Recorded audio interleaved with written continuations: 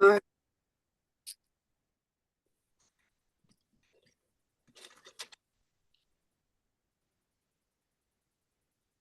Okay, are we all set, Nick? Great. I Oh, will go ahead sorry. and Yeah, I was yeah. muted. Okay, Okay, all good. great. Thank you. Good evening, everyone, and welcome. Calling to order the Beacon Hill Architectural Commission public hearing at 5:03 p.m. on November 21st, 2024. This is the November 2024 hearing of the Beacon Hill Architectural Commission. My name is Mark Kiefer. I'm the chairman, and I'm joined this evening by Commission Vice Chair Arian Allen, as well as Commissioners Feingold, Fleck, Given, I believe, and Richmond. Today, the commission will be holding a public hearing to review applications in accordance with the Commonwealth of Massachusetts executive order suspending certain provisions of the open meeting law, including the subsequent amendments. We are conducting this meeting online, which is to say Zoom, to ensure public access to deliberations of the Beacon Hill Architectural Commission. The public may access this call through telephone and video conferencing, again, aka Zoom. As you may have heard, the hearing is being recorded. All further conversations between commissioners should therefore be audible to the public in attendance until the hearing is adjourned. At this point, we'd like to acknowledge any media or elected officials currently present. I think I saw Dan Murphy from the Beacon Hill Times. Hello, Dan. Welcome. Thanks for joining. Any other media or elected officials present? Don't see any. Not seeing any, Mark. Okay, just let us know. We didn't mean to, and we'll certainly acknowledge you if you are there. Members of the public will have an opportunity to ask questions and provide public comment on applications and discussions. We'll give you a heads up when it's time to do that. When we adjudicate each application, we'll have a period during the adjudication that we designate for public comment, and we'll take public comments at that time. We'll let you know when we're about to do that. When the time comes, then we let you know that it's time for public comment. If you want to be heard on the record, you need to raise your hand, which is to say not just like this, but on your Zoom application, probably on the button at the bottom of your Zoom panel, for which there's some convenient instructions that Nick has on the screen right now. And we'll repeat these instructions throughout the hearing. And again, we'll give you a heads up when it's time to do that, when it's time to take public comment. Okay, I think we are ready to begin. We'll go to design review. There's no violations on the agenda this evening, so we'll go straight to design review. The first application is 210 Cambridge Street. Is there a representative from 210 Cambridge Street present? I think you'll just need to raise your hand so Nick can unmute you. Okay, I see a couple of hands up there, Nick, Patty, and iPhone. Should be all set. Patty, you there? I'm here, yes. Hi, Patty, welcome. Thanks for coming in or zooming in, as the case may be. Do you want to just give us a quick summary of what you are proposing? So I'm from Boston Glass. So our customer at 210 is looking to replace their storefront glass. The glass that's currently in there is broken. The frame is compromised. So what we're proposing is to replace it with a new aluminum frame and 1-inch insulated glass. The major change that you'll see visually is we're going to be adding a horizontal split across the middle, which will provide more stability so that we don't have this happen again. Because the glass is such a large piece, it'd be better to have it split so that it's more stable. Okay, do you have a drawing or something that would show us a little more specifically? Oh, there it is, perfect. Okay. And this has the dimensions. Does it show the dimensions of the frame? Sorry, which is to say the components of the frame. I don't see that on there. How No, wide as are far they? as the thickness of the frame, Yes, yes. I don't have that with us, no. Can you It's a tell one, us? it's gonna be a 1-inch glass in there, so the frame is basically just gonna accommodate a 1-inch insulated glass. I think it's 2 inches, the frame, the actual Yeah, framing. sorry. I said thickness, or you said thickness. I'm sorry. I didn't mean the depth. I meant actually the width. Oh. So in the dimension that we're seeing here, how wide are those pieces of the frame? So like he said, it's about a 2-inch. Okay, 2 inches all the way around? Right, Right. so each section of, like you're seeing, each section of frame would be 2 inches. Great. Okay, thank you. And how does that compare to what it is now? It's about the same. Okay. And then just one other question, since it's I don't want to presume too much from what I'm looking at here, but how are the individual sections joined? Are there any visible joints or things like that? Or No, once or it's together, it looks like a solid piece. There will be 6 separate pieces of glass. Again, that's to provide more stability, so it's not just large pieces of glass. The frame itself will look cohesive as in one piece. okay. So the edges are all, or the surfaces are all flush. Okay. Commissioners, any other clarifying questions about what's proposed here? Yeah, this is Commissioner Richmond. I just have a quick question. When they say that it's aluminum, what color is the aluminum? It's clear aluminum, similar to the color that's in there now. Okay. I don't know what clear aluminum looks like. So like natural, Clear aluminum is basically silver. Silver. It Okay. looks like what's already in place. Mhm. okay, very good. Yeah, I think if you scrolled back maybe a slide or two, there's current image of, is that Okay. what we're describing there in the left-hand picture or the, well, both of them? Right. Yep. Yeah. And and it will look like that. Yeah. It's just a bit cleaner, I'd imagine. Right. Okay. Right. Okay. Thank you. Very good. Thank you, Commissioner Richmond. Any other questions from the commission? Yes, Go ahead, Yeah, Commissioner Feingold. thank you. Is there an image of the storefront as, rather than in parts? I think there was one you showed earlier. Could we go back to that? There you are. Thank you. I don't understand why it's necessary to add a horizontal piece for stiffness, because the height of the glass is just a little bit above 6 feet, which is not an unusual dimension. But so that's one, because I want to ask, what is the height of the horizontal off the ground? What is the height of the horizontal bar off the ground? Do you know? It's back on the sketch. If we go back to the sketch, it's, No, it shows the height, but off the ground. oh.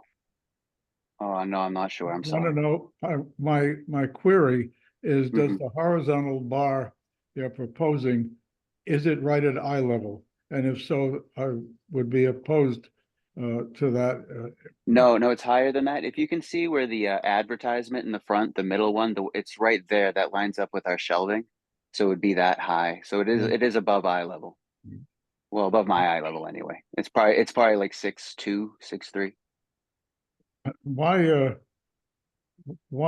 is that's not an unreasonable piece of glass? Why can't it be, could it be tempered on the exterior face? It will be And- tempered. Does it have 1-inch insulating glass? Yes. It will be tempered. Per It will code, it be has to be tempered based on the height from the ground. Okay, so what It could stay just 3 things. The reason to divvy it up and put the line was that if it does get broken again, it'll be easier to replace it. And yes, it is flush with the shelving, so it doesn't like stand out too much. It's just more supportive, and it won't stick out as much because it is right in line with the shelving. thank you. Okay.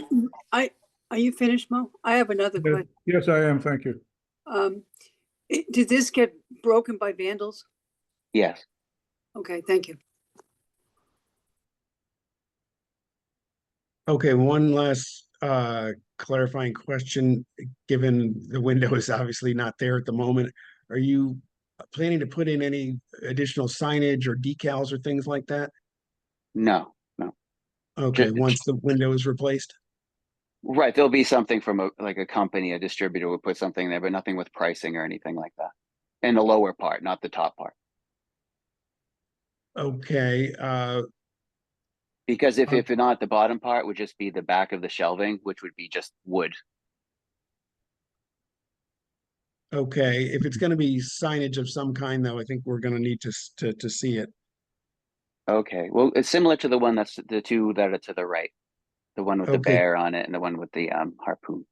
Can you just follow up with Nick on your plans for that, please? So Sure. we have a sense of that in advance, and he'll let you know what Okay. what, if anything, might require approval. Thank All you. right. Yeah. Okay, why don't we go ahead and take public comment on this? I think unless there are other commissioners have just clarifying questions. If you want to be heard on the record again, raise your hand using the control on your Zoom panel. Nick will need to unmute you and he'll just call on you in turn. All right, first up we have is Holland. Holland, go ahead.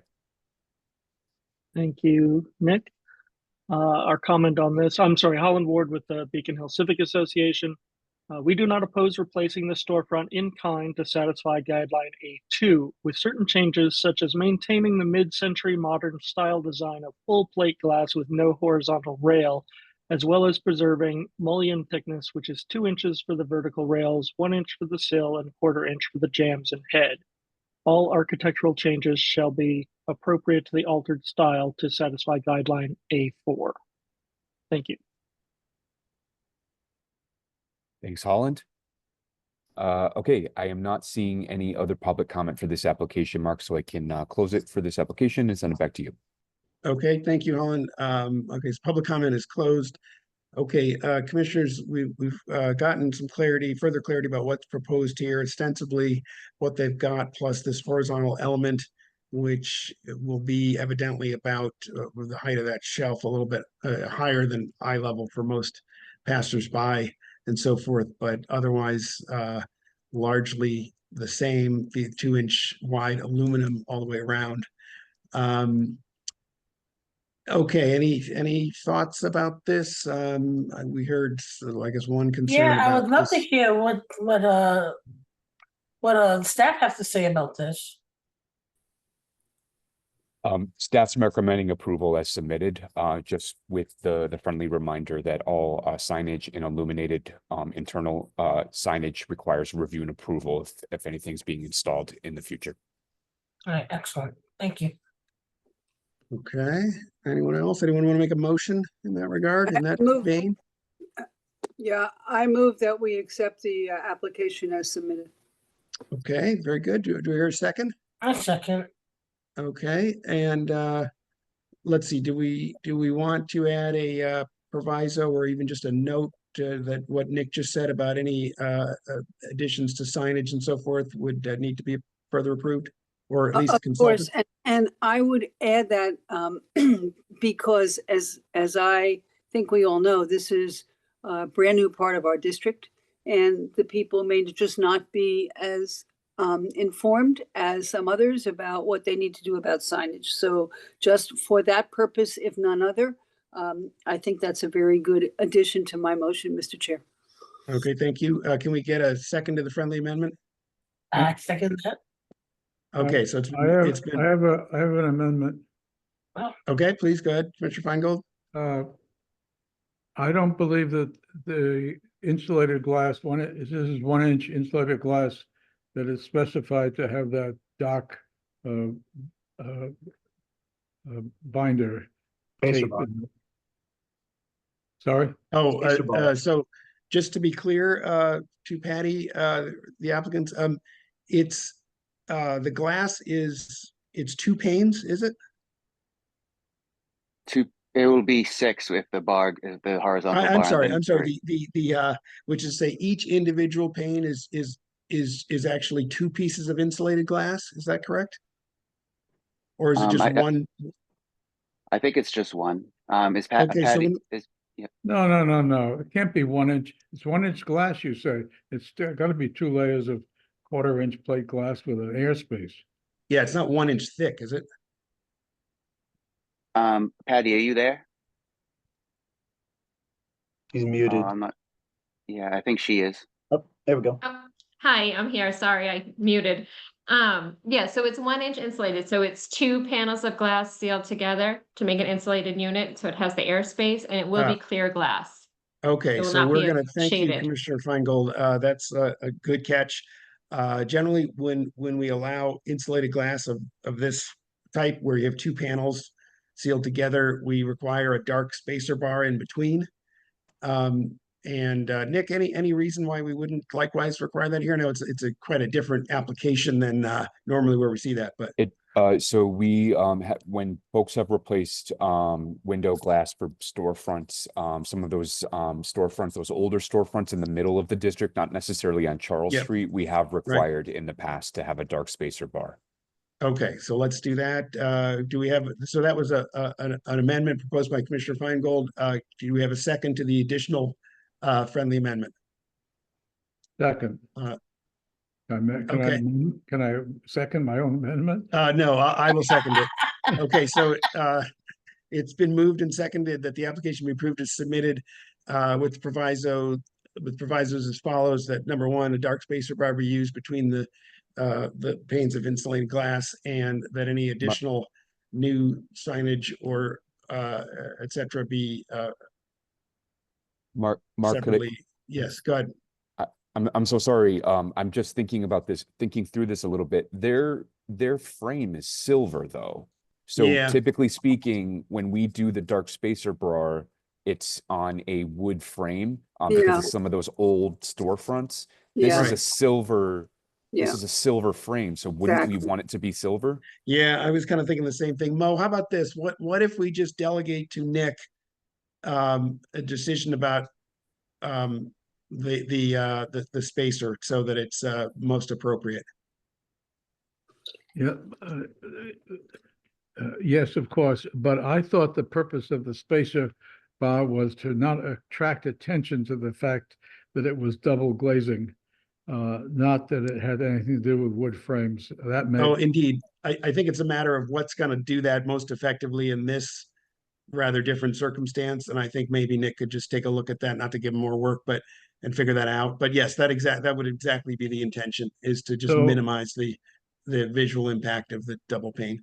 So what concerns me is as we begin to look at things on Cambridge Street, we're going to have a variety of conditions probably with some shiny glass, some shiny spaces, and some not shiny spaces. And do you accept that as a possible variant? Yeah, I mean, I think you know, again, I'm a believer that the intention is most important, and that I would measure success as having accomplished the intention, understanding that the intention may be accomplished with different methods Okay, for each individual circumstance. So I think as long as we are clear as to why in a particular individual circumstance we might be departing from our practice for the purposes of achieving our overall goal, then it's okay. I'm okay with it. thank you. Since the first time I've heard about this possibility of a variation, so I raised the question. Thank you Right. very much. Appreciate it. Okay, so one more time, we've amended the motion further such that the proviso is now that the spacer bar be confirmed with staff. The specification and color of the spacer bar in between the two the panes of glass be confirmed and approved by staff in advance of construction. Can we just get a second to that? I'll second that amendment. So again, the motion is moved and seconded, and any further discussion on the motion? Okay, is it clear for the record, Nick, the motion? Yes. Yes. Okay, we will vote. Commissioner Allen, Aye. Commissioner Feingold, Aye. Commissioner Fleck. Aye.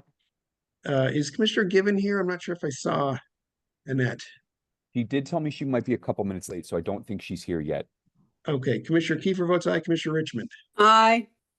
Okay, the motion passes. Patty, thank you very much for coming in. You'll get a letter from Nick outlining the particulars. If you have any questions, just feel free to follow up with him directly. Great, thank you. Thanks. Okay, next is 204 Cambridge. 204 Cambridge. Do we have a representative from 204 Cambridge? Is that Bill? I see Bill. Yep. Okay, go ahead, Bill. Welcome. Hey, hello. How you I doing? should say welcome back. Do you want to tell us what you have in mind? Okay, so we axed the whole idea of the electrical sign. So now what we're doing, you guys in the last meeting said you wanted a wood looking sign.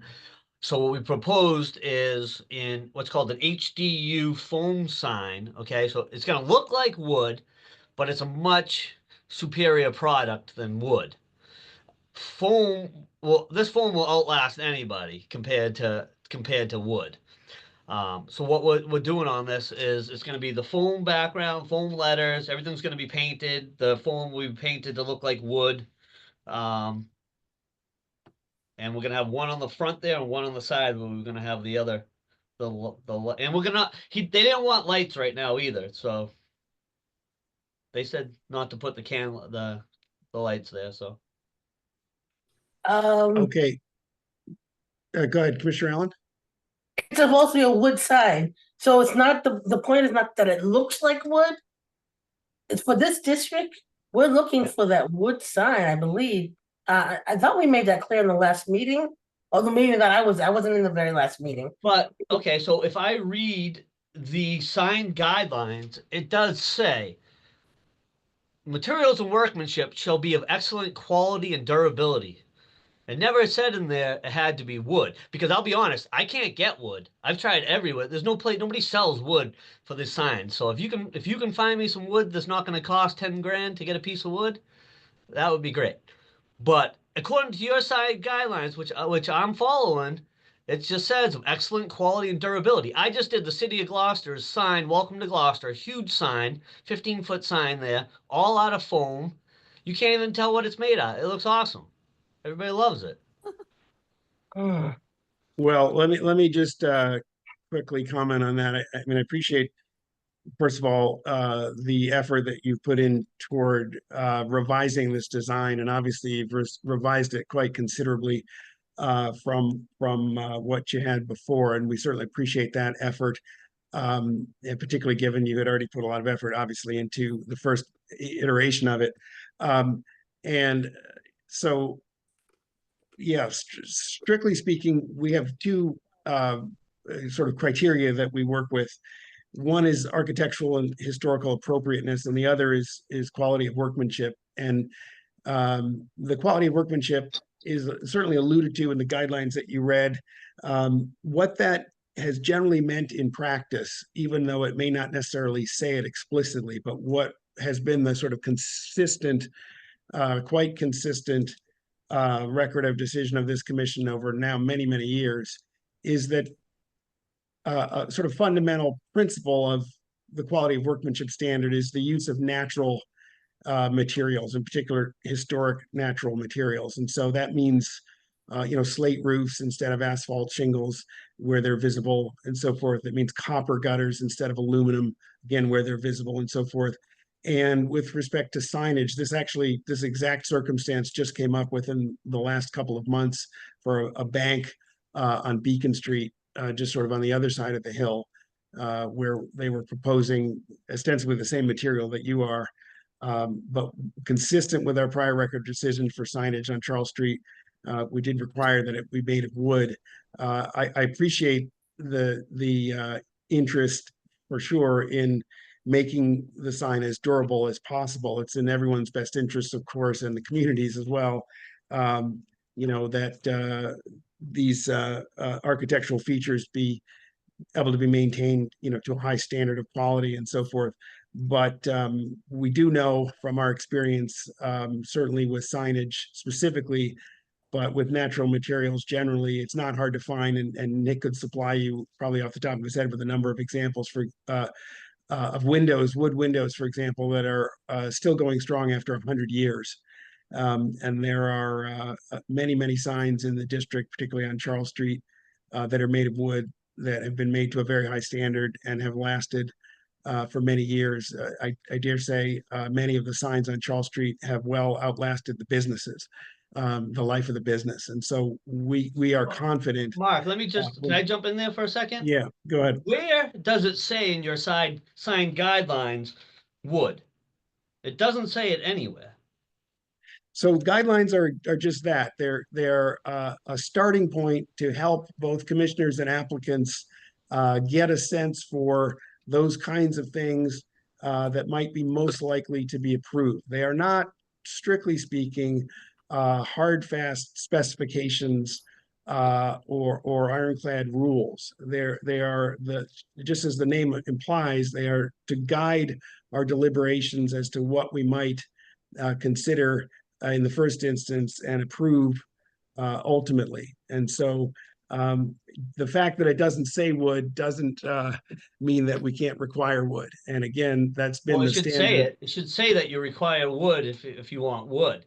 I mean, I've bent already. I should have been grandfathered in the first place with the signage being electric, because that we already talked about that. You guys denied it. That's fine. Now I'm doing a material that I do signs all the time out of this material, and everybody loves them, and they look great. And now you're telling me that it has to be wood is. I'm going by your guidelines here. Yeah, they're guidelines, but the guidelines should specifically say it needs to be wood. I mean, who else is, the problem is the shop owner now had a temporary occupancy permit based upon everything that they were doing inside and that they have permanent signage outside. So they keep telling me that without that signage, they don't know what's going to happen. So I just don't know what to do anymore. Excuse me, you raised the question of the dimension of the dimension not being suitable in wood. The sign would be 9 feet long, almost 3 feet tall. How would you construct it in wood? Should you? I mean, you can't get a piece of plywood that would stay without warping. What would you? How would you do it? I don't know. I don't use wood. I've never used wood anymore. I haven't used wood in 20 years.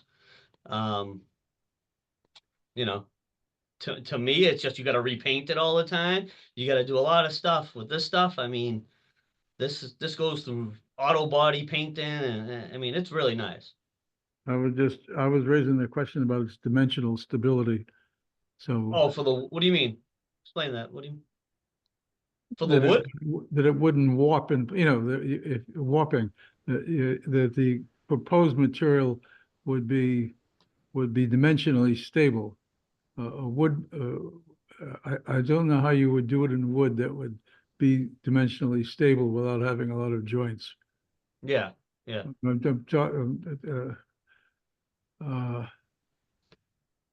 Well, you also have one on the side, on the diagonal wall, right? Yes. You're showing 2 signs actually proposed. What is the other one like? Same thing? Nick, do you have the? Oh, there you go. Oh, there it is. Yeah. Okay, thank you. That's 6 feet long, 22-inch tall. I mean, Mo, that there are examples just down the street from here. I mean, Harvard Gardens, for example, has a wood sign with incised letters. Simmons Liquors right next door has one that I think is wood. We're actually looking at Simmons Liquors in the prior application. Yeah, you think it's okay? I mean, again, it's been done Yeah. many times before, not to mention a whole slew of businesses on Charles Street that have these No, I know, signs. I mean, but they're dimensionally much they're dimensionally much smaller, Mr. Chairman. I was just raising the question. Oops, there's Harvard Gardens. That looks all right. Can I ask the question that Ariel usually asks, and I don't mean to interrupt. What is the recommendation of staff on this?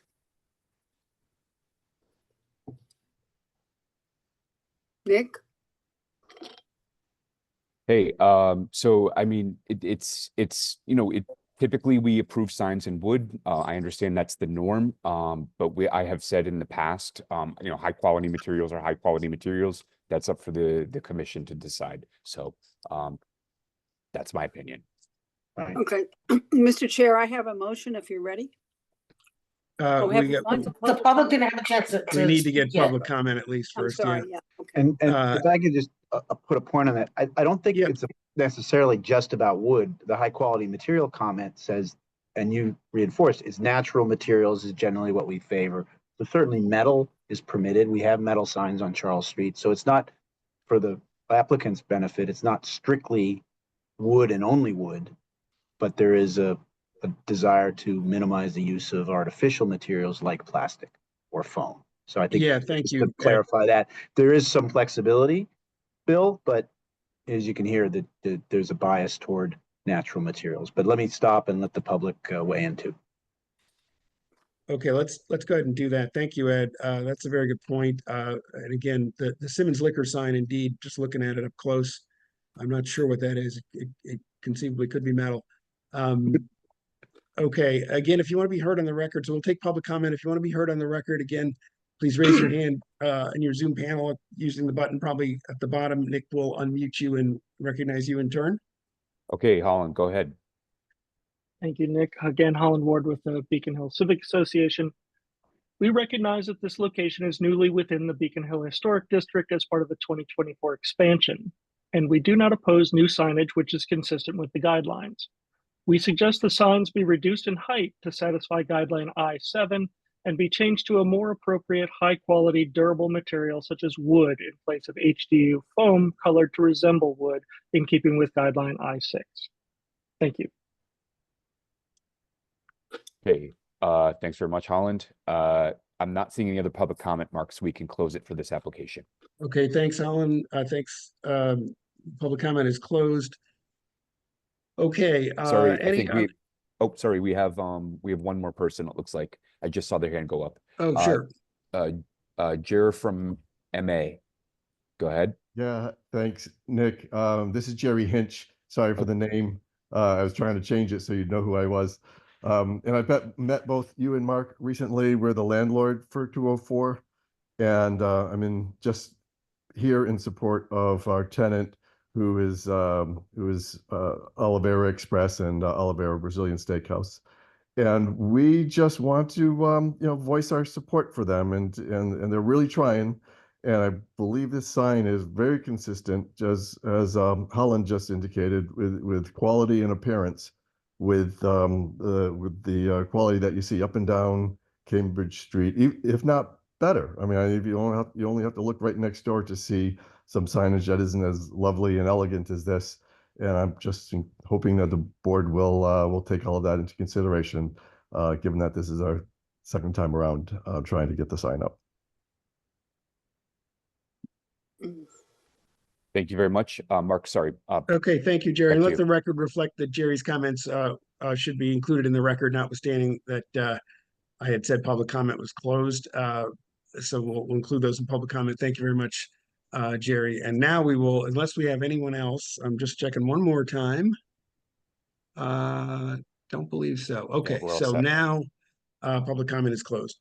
Okay, so we've heard from Jerry from the Civic Association. Civic Association has also raised concern about the material and suggested a natural material. We've talked about how it doesn't necessarily have to be wood, but it does need to be certainly of good quality and a natural material. So we've had metal suggested as one alternative.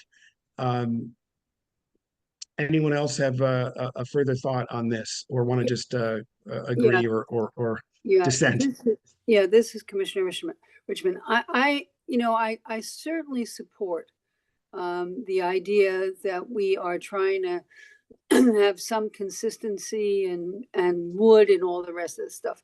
I am concerned about this particular location because, I think if I remember correctly from our last hearing, they've sort of been caught in the middle of this transition. And I am not offended by the sign that is posted. I understand that it's not wood, but if it is high quality, and it certainly looks that way. And given some of the concerns that Commissioner Feingold just raised about the wood, I think that requiring this particular business to go find a metal sign is really not reasonable under these circumstances. So I would be supportive of the application as submitted. Okay, thank you. Well, I guess maybe just two things really quickly. I think, to my mind, the materials are problematic. Again, there's ample evidence that a sign of these dimensions can be made in wood or some other high quality material, whether it be wood or metal. There are examples of both in the district and even in the immediate vicinity. Indeed, even more complex and probably more expensive signs that use incised letters and things like that. Again, Harvard Gardens being one example, that sign is at least as long as what's proposed here.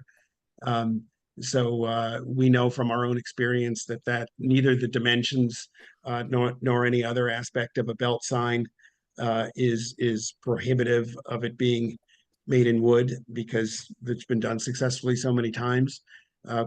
It's unfortunate, perhaps, the timing of this application with respect to the inclusion of this side of Cambridge Street in the historic district, but the record shows, I think, that the timing was not such,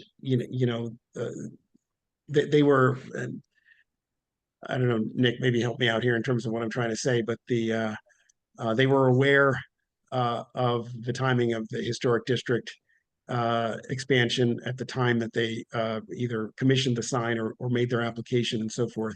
I was never aware of that.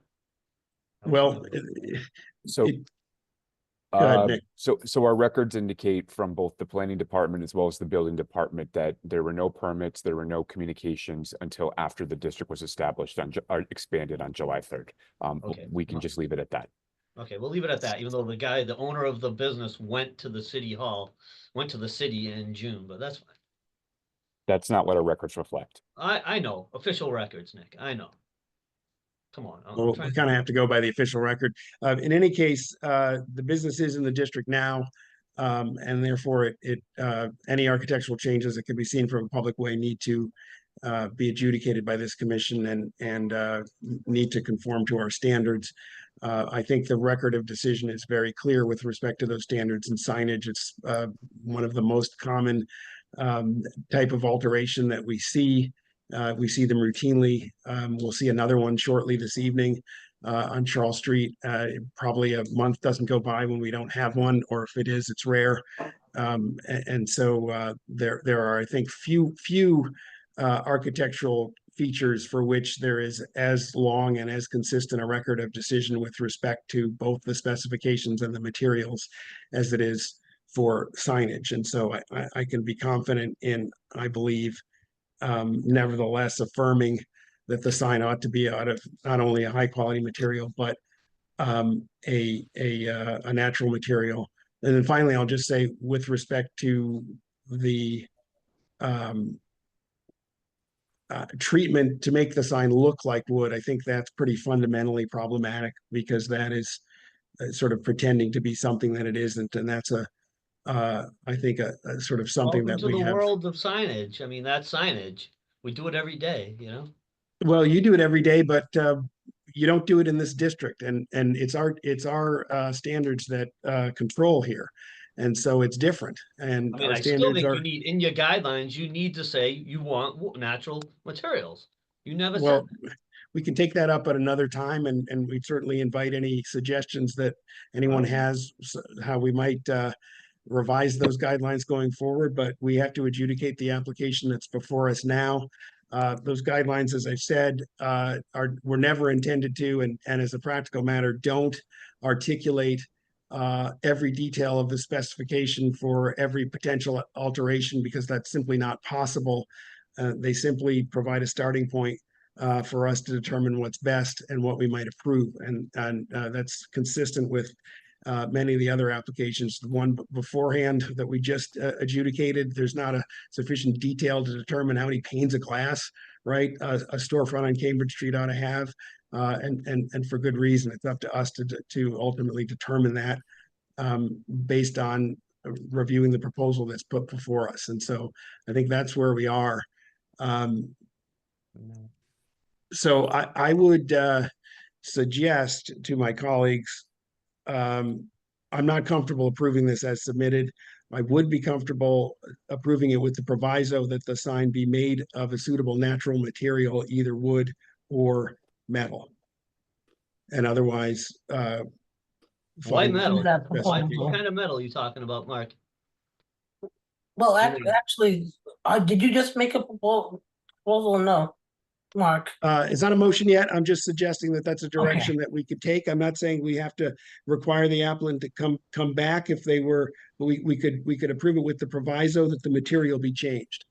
With respect to in every other respect, except for the making it look like wood, I'm okay with it. I have a different objection. Okay, go ahead. I object visually to the fact that the sign on the oblique panel is shorter in height than the one that's proposed in the front. Are we accepting that as it's I don't, the length is shorter, of course, but the height is in the 20 inches. This is 33. What's the other one? 22. Do we have any feeling about that? Looking at the sign at the same, you can imagine the two, and the other sign looking at this the same view, the other sign in place being a different dimension vertically. Okay, find that- let's see. I hadn't thought of that, and it's unfortunate that they're not both on this same view. I mean, what's different about this is, sir, Mr. Chairman, is that on the things we've done on Charles Street, it's usually, you know, one flat sign and one blade sign. And here we're trying to do with two different flat signs. And I just raised that question about, you know, sort of visual consistency and calmness. Yeah, no, it's a good point. We and I hadn't thought of that. We do have you know, a general guideline with respect to signage that let me just find it here, where we talk about this is sign guideline number 7. The number of signs, their location, and their method of attachment are significant design considerations, and each should relate to the size of the shop front and the scale of the building, which doesn't necessarily address this unusual circumstance, right? It's a corner building, and moreover, it has this sort of chamfered off corner here, which is something we almost never see. I'm not sure there's another example, in fact. So it's a good point. Did someone, I think maybe it was the Civic Association, had raised a question about the dimensions in general. So one way to cure that, Mo, would be to make the bigger one the same height. In other words, to scale it accordingly, which would address, so the Civic Association had said, we suggest the signs be reduced in height to satisfy guideline I-7, which is what I just mentioned. So Mo, what about just rescaling the larger one so that it is proportional, or sorry, the same height and then therefore proportional to this one? Or is that, no, that would make it the same size. Sorry, never mind. Could you just ask them to harmonize the height of both rather than be that specific? Because you might expect that the one on the broad side needs to be of sufficient height to not be overshadowed by the wall. So maybe there's a happy medium between the 22 and whatever the dimension was of the other one. Okay, so can we just see ask the them other to one for a harmonize second, them so that visually they're the same, right? Yeah, can we see the okay, so I think it's just 33. proportional.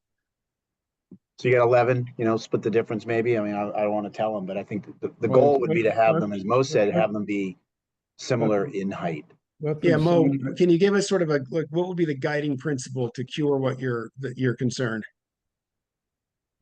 Actually, on the guided, on the angled wall, the splayed wall.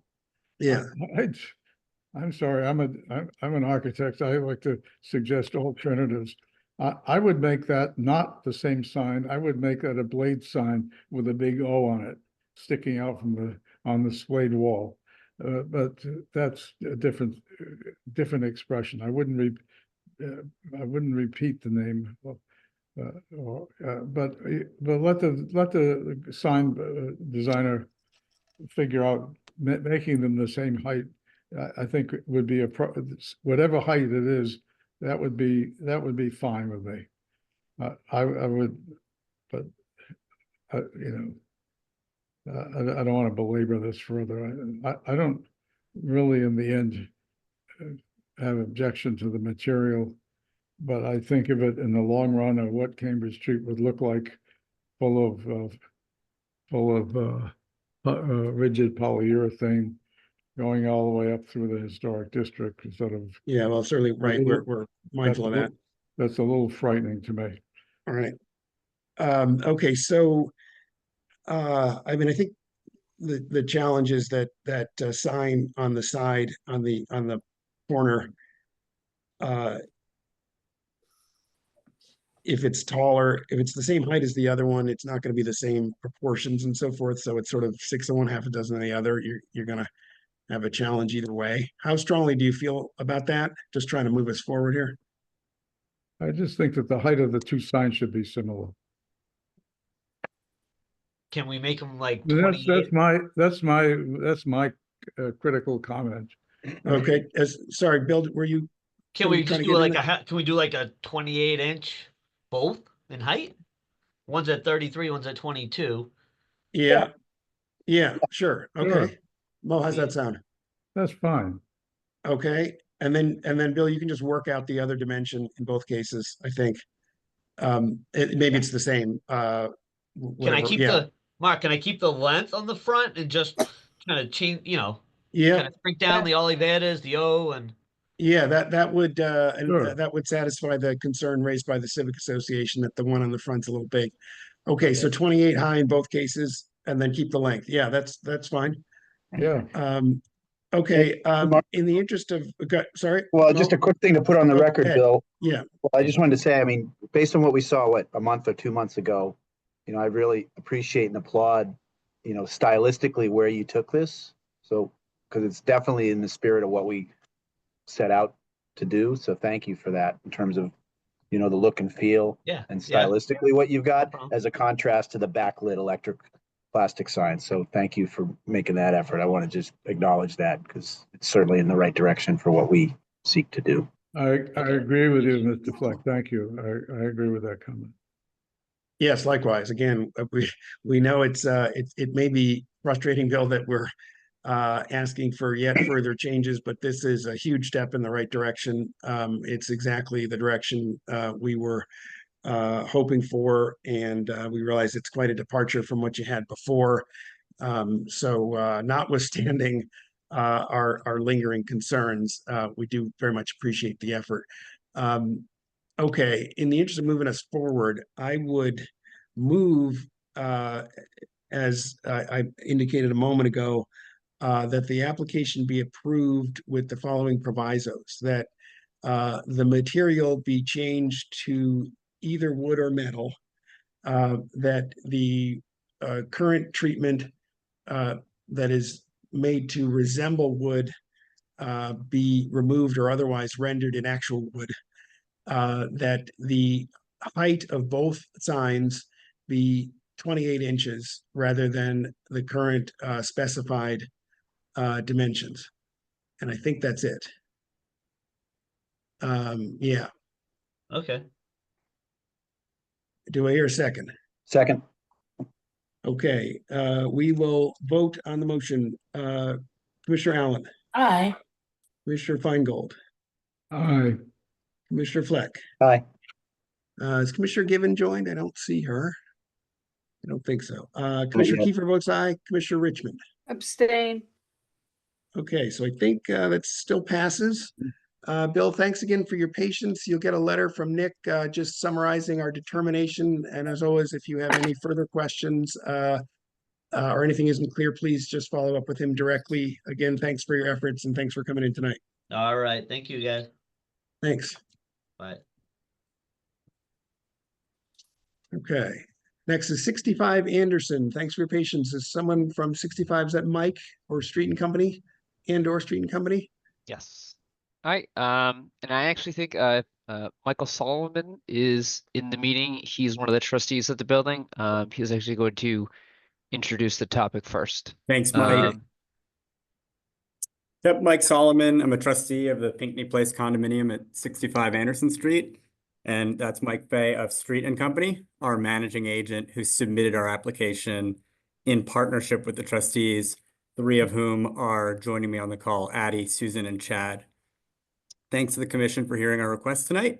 And thank you to Nick for visiting us on site this summer and for his thoughtful guidance. Just in opening, We take very seriously our commitment to the history and integrity of our building and of the neighborhood, and we've conducted a very thorough process.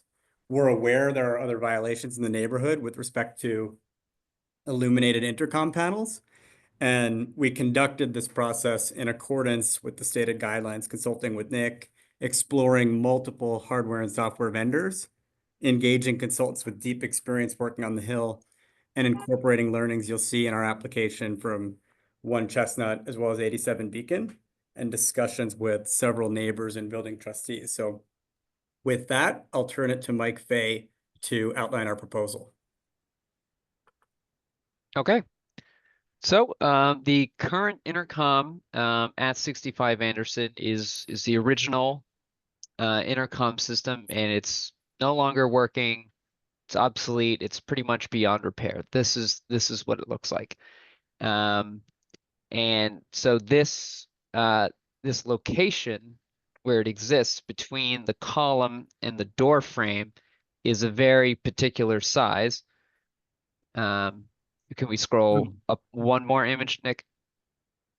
So here's our dimensions. We had to go with a custom built intercom system, and Butterfly MX was able to do that. And as we'll see a little bit later, they have a system at 1 Chestnut Street that was approved by the commission previously. So that was basically our frame of reference. So they have basically put together a mock-up for an intercom system that is this custom size that'll fit in this small area that is pretty unique to 65 Anderson. And if we keep scrolling, we can see what the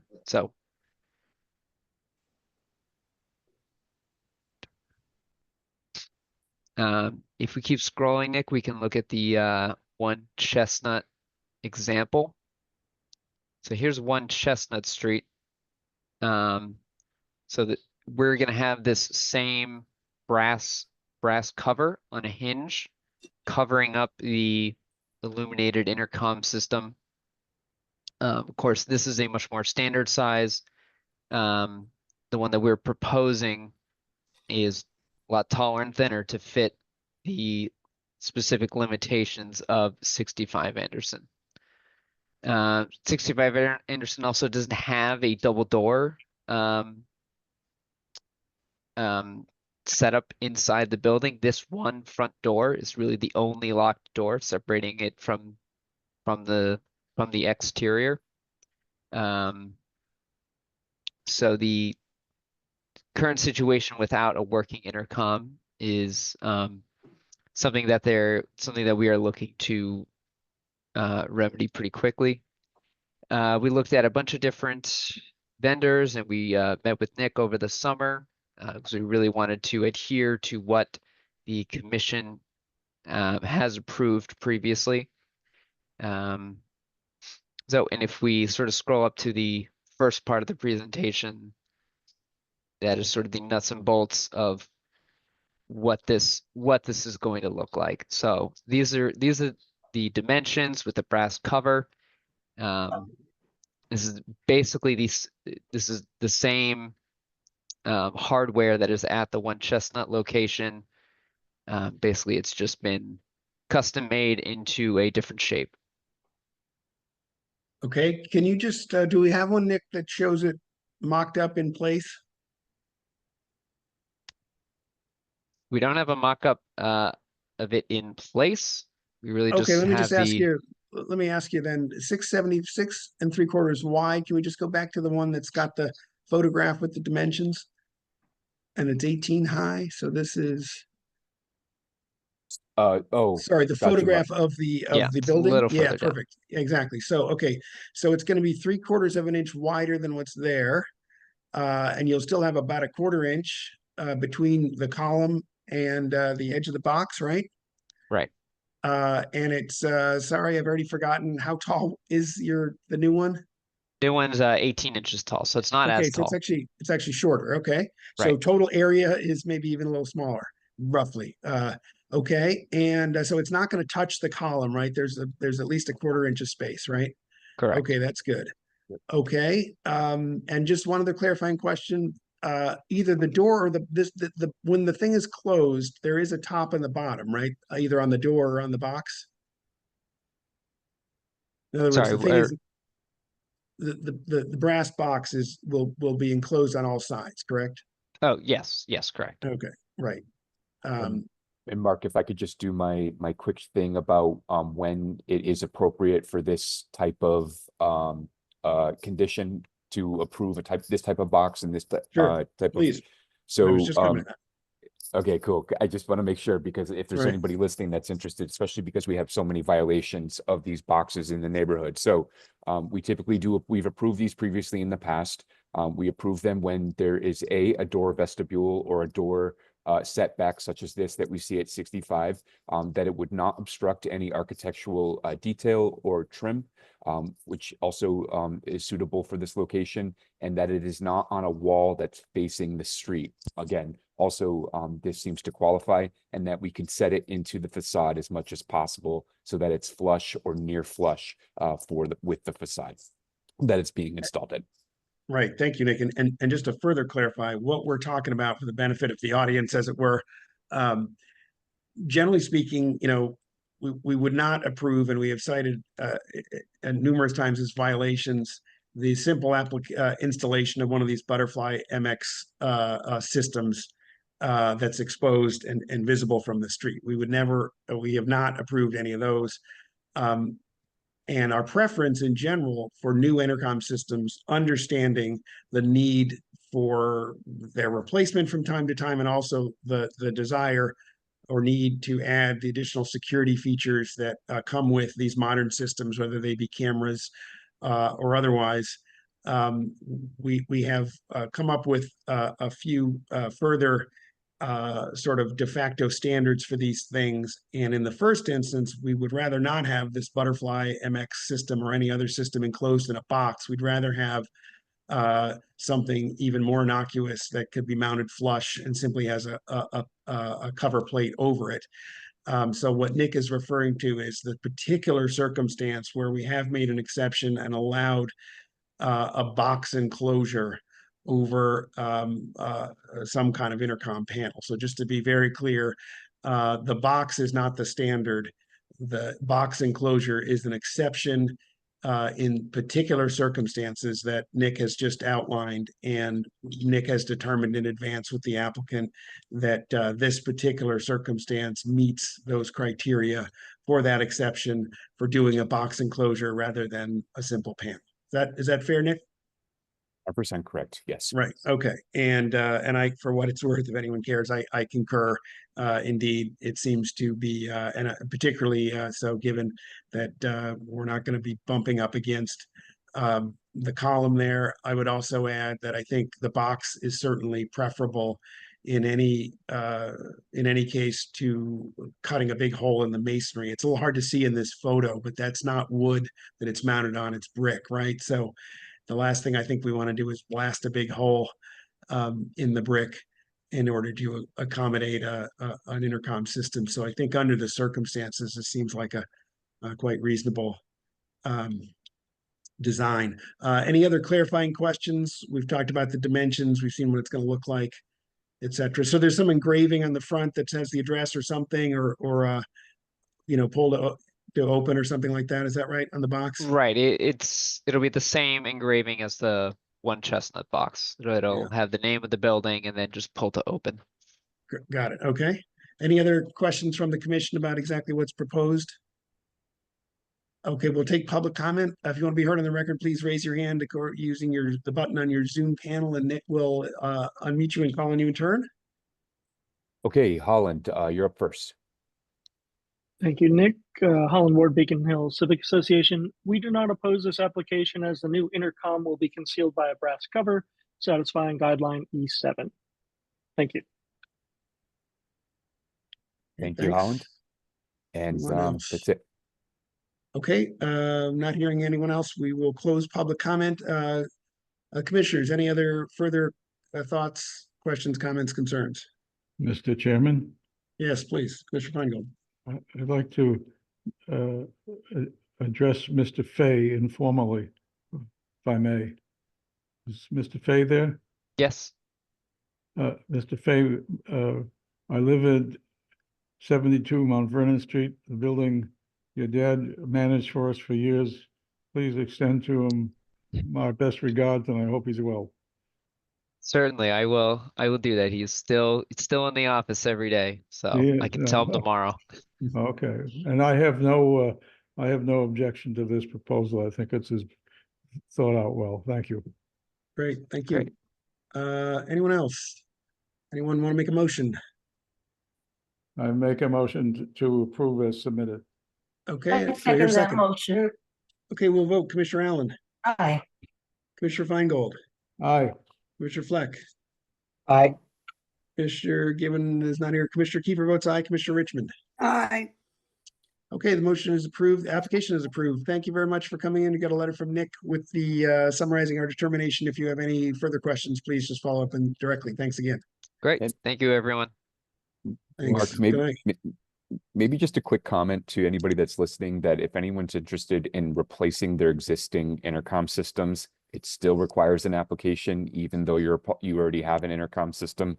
I just want to remind folks, because it seems like that's a big problem.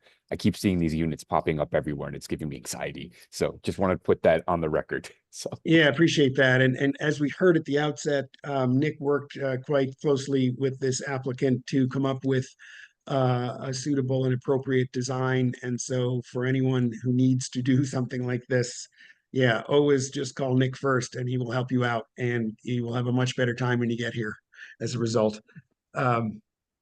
Nick, is there any way, excuse me, Nick, is there any way such a notice can be distributed to all the owners of the district about that? As well as, the owners of buildings on Cambridge Street about the ordinance we have? we've done that actually. And yeah, so I've heard from folks that own units in these multi-unit buildings and their property managers. And by the way, this is not Street and Company. They've always been super cooperative. So I appreciate them. But other folks have just deliberately skirted the rules because they don't feel like it. So there's some challenges that we're facing. So I see. Okay, thank you. Okay, thank you, Nick. I think next is going to be 122 Charles Street. Is there a representative from 122 Charles Street?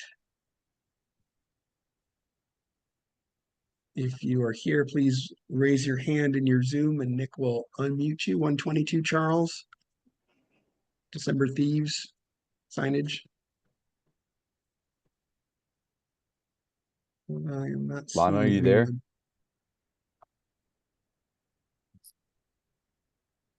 anyone. That's frustrating. Given the existing conditions, Mark. Right. I'll follow up. Okay. Last chance 122 Charles Street. Anyone? Okay, we'll move on.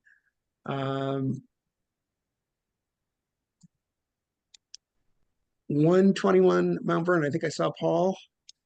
Paul Elias. Hello, Paul. Yep. Welcome. Thanks Hi. for coming in. Do you have any, is Monica here as well? Yep. Yes, there she is. Hi, Monica. Hi, how are Welcome. I'm well. How are you? Good. Thank you for coming in. Please, whoever wants to go ahead and tell us, give us a quick summary of what you want to do. Okay, this is a view in River Street Place, the back corner of the Charles Street Meeting House.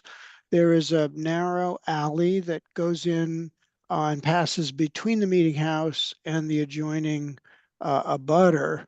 And it runs back probably 30 feet.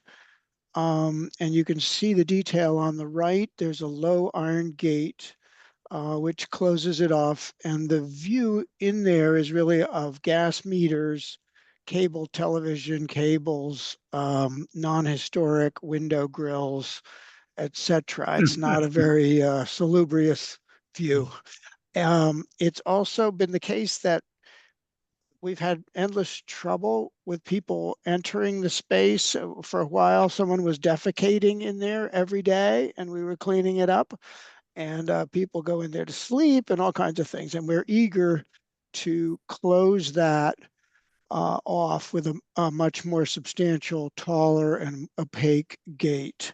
There is historic precedent in the sense that there was a wooden structure in this alleyway on the old maps. The old insurance maps show a wooden structure in here. So we feel as though it's not inappropriate in the context.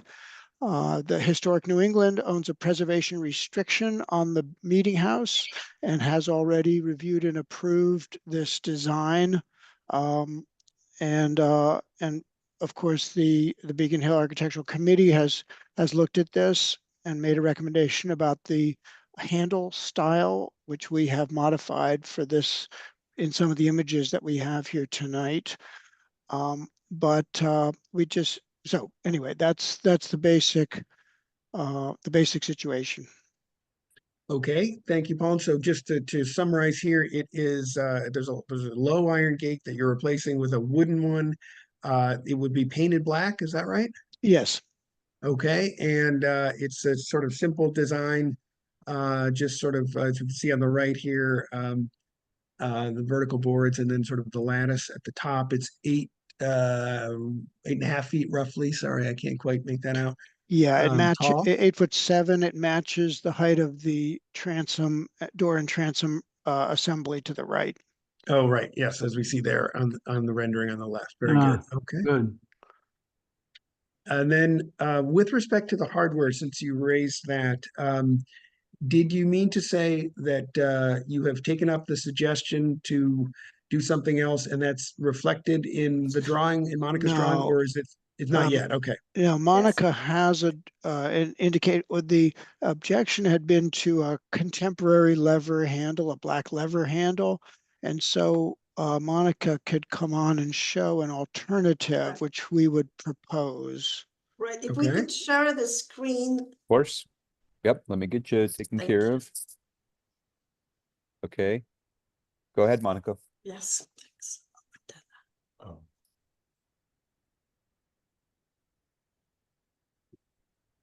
Yeah, so Can you see it? yeah, so we propose instead of a latch handle to just have a simple pull and a keyhole, a black keyhole assembly above it to make it a very simple arrangement. Okay, very good. Okay, commissioners, any other clarifying questions as to what's proposed, particularly given now we have a little more clarity on the hardware and the dimensions? Okay, why don't we go ahead and take public comment? If you want to be heard on the record, please raise your hand in your Zoom, and Nick will call on you and unmute you. Okay, oh, there's Holland. Go ahead, Holland. You're up next. Thank you. We do not oppose the new painted wooden gate as there is pictorial evidence of a wooden picket fence wrapping the west and southwest corner of the property in 1890. We suggest that the design of the gate could remove the lattice topper and rail border to be of more appropriate detail as per guideline A3, and a knob or thumb latch would be more traditional hardware versus the proposed contemporary lever to satisfy guideline E5. Thank you. Terrific. Thanks, Holland. I'm not seeing any other public comment, Mark, so we can close it for this application. Okay, thank you, Holland. Public comment is closed. So I think the comment with respect to the hardware has already been addressed. Thank you, Monica and Paul, for doing that, turning that around so quickly. And then there was a residual comment or an additional comment about the lattice. I personally am not bothered by that. Understanding this is in the first instance designed to be primarily functional in nature.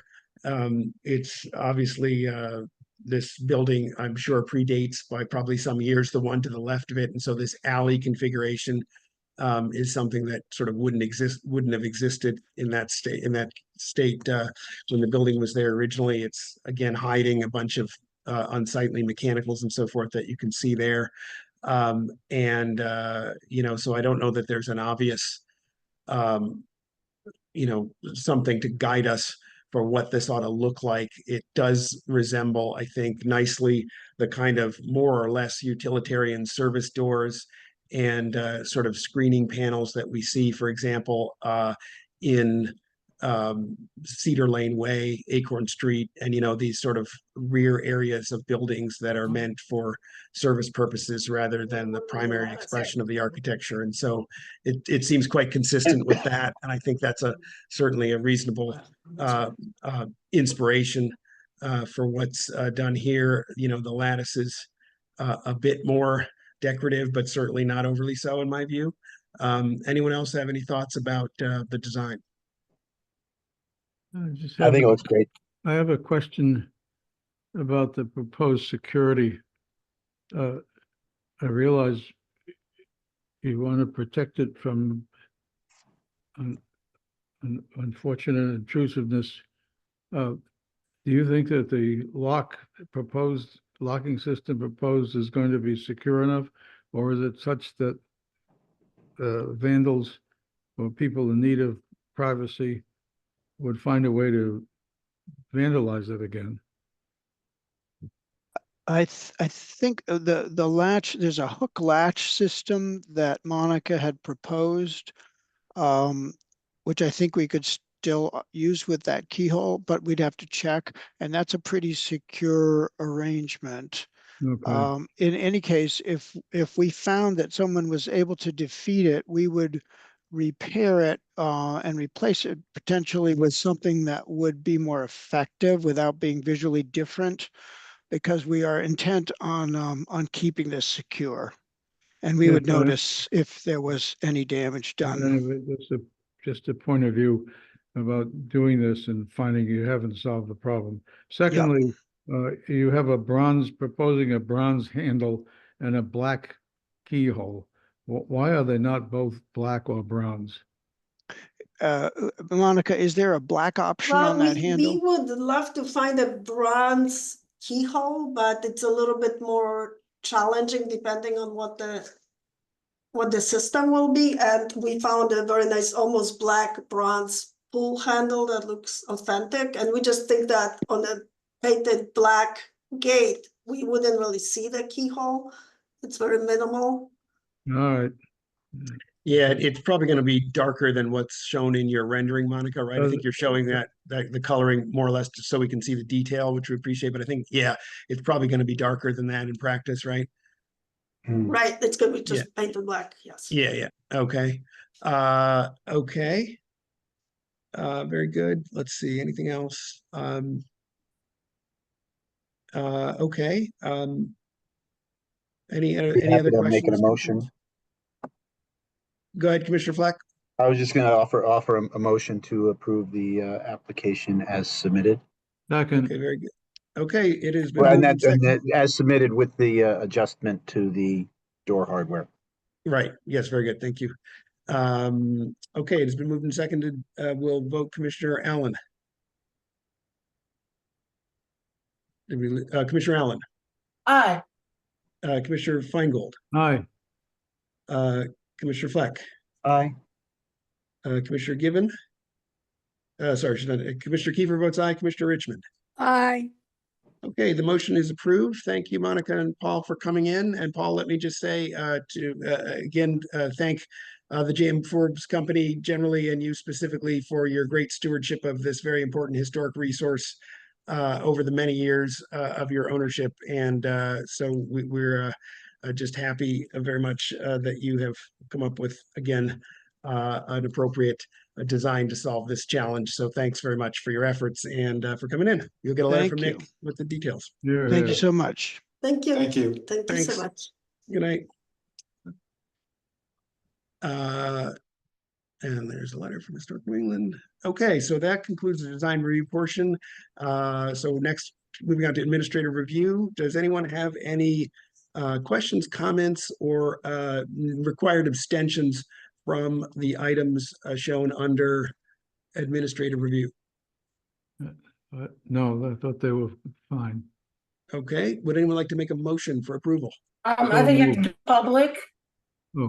Oh, you're right. Oh, sorry. This is the thing I always forget. Thank you, Arian. One of these You're years I welcome. might actually remember. We'll take public comment if anyone has any on any or all of the administrative review items. Don't see a hand from Holland. Rochelle, anyone going once? Okay, hearing none, we will close public comment. Now, forgive me again. Do we have a motion to approve administrative So review items? moved. Okay, do we have a second? I second. Okay, we'll vote. Commissioner Allen, Aye. Commissioner Feingold, Aye. Mr. Fleck, Aye. Commissioner Kiefer votes aye, and Commissioner Richmond. Aye. Okay, the administrative review items are approved. Okay, so we are down again, the annual for chair and vice chair, but we really need to take care of this. So we only need 48 hours notice. So I would just plead with you, and I'll probably plead with you over email again. Can we just find 10 minutes? And I mean, really, it's going to be no more than 10 minutes to just get on a Zoom or even the phone and take care of this. So we'll send out maybe a proposed either a doodle poll tomorrow morning or even some specific dates and times over the next few days. I know Thanksgiving is coming up, but it'd be great to get this over with before we all disperse for the holidays. So maybe sometime on Monday or Tuesday, if you could make yourself available for, again, I promise it will not be more than 10 minutes so we can get this vote taken care of. Thank you in advance. Unfortunately, there's been a death in my family. Oh, The funeral is Monday, so so Tuesday would be better for me. Okay. All right. I'm sorry to hear that, Mo, but yes, by all means, we will Condolences, vote Mo. for Tuesday. Pardon? Thank you. Thank you. condolences. Thank you. This is my brother-in-law. Oh, sorry to hear that. Yeah. Okay, is that it, Nick? Are we actually at the end here? Minutes. Of course not. We have to ratify the public hearing minutes. Okay. Any, Actually, excuse me, I misspoke with all the scheduled family business. The funeral is going to be Sunday, so I am available Monday or Okay. Tuesday. I Oh, beg your okay. pardon. I beg your Very pardon. good. Okay. Ratification of the October minutes, any revisions, edits, questions, comments on the October minutes? No, they were fine. Okay, is that a motion to approve? Yes. Do I have a second? Second. Okay, we'll vote Commissioner, and on the motion to ratify the public hearing minutes of October 17th, 2024, hearing of the Beacon Hill Architectural Commission, we'll vote Commissioner Allen. I have to abstain. I wasn't there. Okay, very good. Commissioner Feingold, Aye. Commissioner Fleck, Aye. Commissioner Kiefer votes aye, Commissioner Richmond. Same thing. I wasn't present. Thank you. Okay, thank you. So I think it's approved. Yeah, they're fine. Yep. Okay, great. Okay. Home stretch here. All right, I'll make it quick. Staff So- updates, Nick, yes. Yeah, quick couple staff updates will be as quick as possible. Though we are getting out relatively early, some of it won't be as quick as possible. But there's a couple of you that still have not returned your handbook receipt. So please do that when you get a chance. It's really important that we kind of review these documents and that we understand the policies and procedures of the district. Am I a laggard on that, Nick? No. You sent yours in very soon, so I Oh, very okay. much appreciate that, Mo. You're good. So you're fine. So there's that. So if you haven't done that, please do. Let's see, just to kind of reiterate, hit the message home. If you have any issues with attendance, technical issues, please call Sarah so that I can help navigate the meeting. You can either email Sarah at the email on the screen, or you can call the department number, which actually rings to her cell phone, which is a department cell phone. So you're not just calling her, but please call her because I want to make sure that I'm focusing on the hearing and that, we make sure everything runs as smooth as possible. So there's that. Secondly, in terms of department news, we do have a new official landmark as of yesterday. It's the Withington House, which is in Dorchester. It is a federal period house at 19 Ashland Street. So that's a new landmark. And then we have a study report available for comment by the public for an upcoming vote for a potential landmark, the Joe Moakley House over in South Boston, which has been a pretty contentious meeting, but that's another story. So if anyone wants to take a look at that, you can go to the website boston.gov/landmarks, look at the report.